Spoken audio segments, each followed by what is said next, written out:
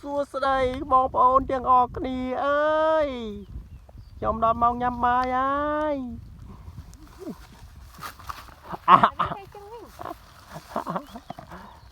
ដែរអូនអូនស៊ីវីសា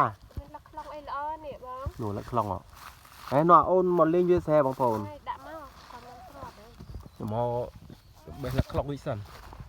នោះលឹកខ្លងបងប្អូនមកមាត់អូនៅផ្ទះអត់សុកពេកនាំកូនមកលេងវាសែបងប្អូនអើយណាដល់កហើយមើលព្រៃដុតវាឆេះគ្រុលណាដេញឡំឡងនៅខៀវ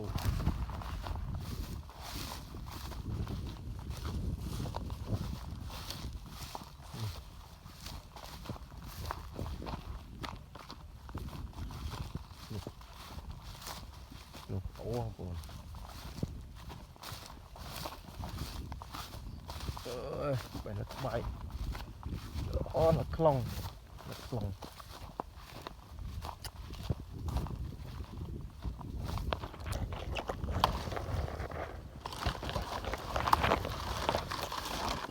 ពីរបានណាអូ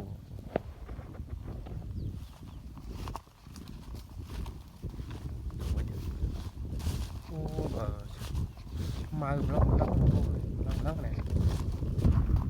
ដល់ហើយឆ្មានិយាយថាឆ្មាដល់កឆ្មា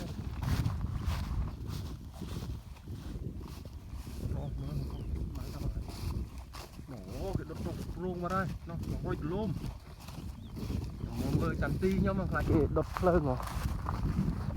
ចេះមកនោះខាងលិចខាងឡងចាប់ដើមឆាហ្នឹងមិនដឹងថាសុបាយគេនឹងជីតែគាត់ថាពិបាកព្យួរជីល្អណាស់បែរម៉ាន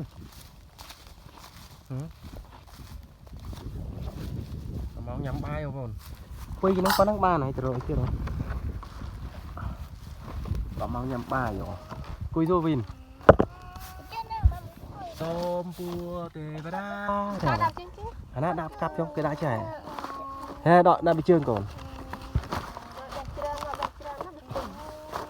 ណាដឹងលោកnàyយកច្រើនដាក់ចឹងមកនេះដាក់គេចែដកពីជើងកុំឲ្យដាក់នេះមកបាទអូនបាមើលវាយឡយ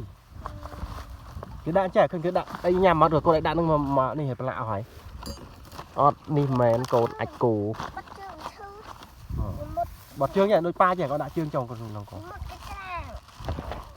នេះមើលពិបាកដាក់កែនត្រេនហ្នឹងទេនេះមើលត្រេននេះ